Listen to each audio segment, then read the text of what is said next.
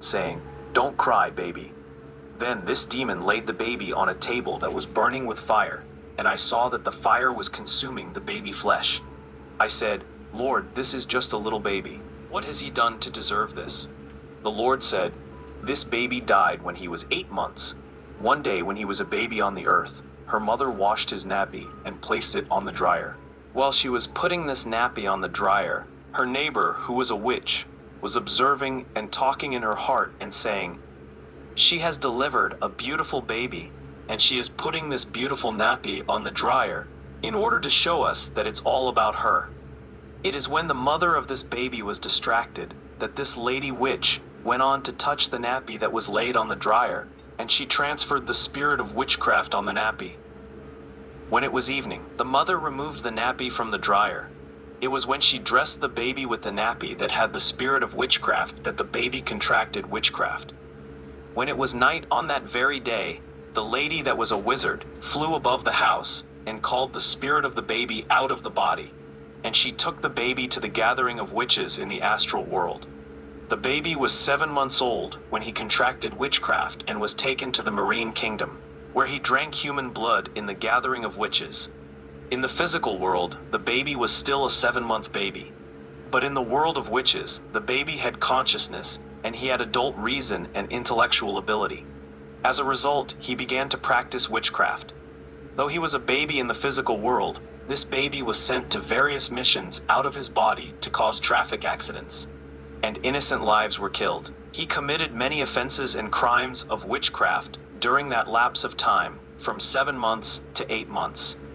Before his death, he attended the gathering of witchcraft, where he was sent on a mission of destruction against a Christian family. When he came to attack this family, the fire of God erupted and burned his spiritual body. When he came back at his body of a baby, he was affected. In that morning, his mother checked him, and he saw that her baby had fever. Quickly, she took the baby to the hospital, where he died and he fell to this place. I saw this baby wearing a nappy that had snakes, scorpions, and worms that were tormenting him. He was crying continuously. The Lord said, "This is his judgment. It will be forever and ever." I saw the baby talking to the Lord. I was stunned to see that he was talking like an adult. He said to the Lord, "I have no experience of life on the earth, and I never heard the gospel. What have I done to deserve this? I have lived for 8 months only on earth. Then I fell here in torment." The Lord said, "Even those who have never heard my word in their lives will be judged, for the stained souls will not enter the kingdom." Jesus said to the baby, "Your body on the earth was that of a baby, but in the spirit world, you were not a baby. You had consciousness and reason, so you are accountable." Yet the child continued to protest that he never heard the gospel. The Lord said, "God does not show favoritism. All who sinned apart from the law will also perish apart from the law, and all who sinned under the law will be judged by the law." Brother, beside this baby, I saw something that was burning. When I looked, I saw that it was a placenta, and inside this placenta that had worms, I heard a voice crying out for help. It was actually another baby that was inside this placenta.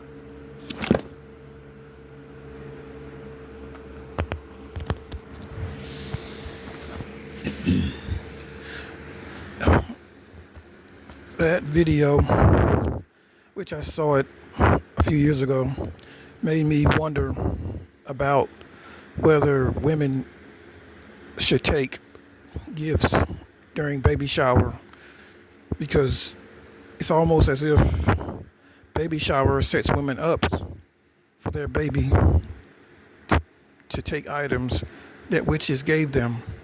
Because studying spirituality, I've learned that you're not supposed to take gifts from people. You're not really supposed to, because especially if it's free, because witchcraft can be transmitted, onto those items and cause you problems. And another thing, as you notice, whenever they said that whenever the baby was a witch in the spiritual realm, and it was much older, so it knew right from wrong, because even though the baby said that when it was in the spirit realm, it never heard the gospel. But a person knows when they're doing evil. They know when, even though if you never heard of God before, you know when you're hurting people, you're killing people, which means you couldn't be a child of God anyway, because children of God wouldn't harm anyone, even if there was no gospel, no one to tell them that it was wrong. Your spirit wouldn't want to do that because you wouldn't want no one to do it to you. So I believe people that even if they haven't heard the gospel, what separates them from being a child of God or a child of the devil is that you're not going to have to tell a child of God about God to stop them from hurting people. They would already know their spirit. They would have a kind spirit, and kind spirits don't hurt people. So obviously, they were born a child of the devil. So therefore, in some areas where gospel isn't being preached, I believe that God will be just sending them to hell if they've done evil, because, and then another thing was, which I spoke at first, was you have to pray over objects that you get from people, because witches can transmit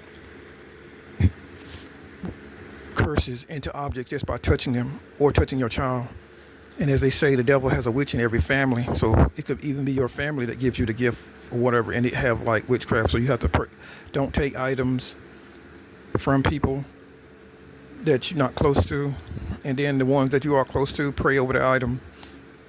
And I wouldn't just take it, period, because I learned that if people give you things for free, that's why I try to pray for everything that I get, or I won't take it, because when you get something from free from someone, there's some type of transaction in the spirit realm to where now this person can do things to you in the spirit realm. It's all, and it's because you took something from them, and they can cause you to lose your salvation.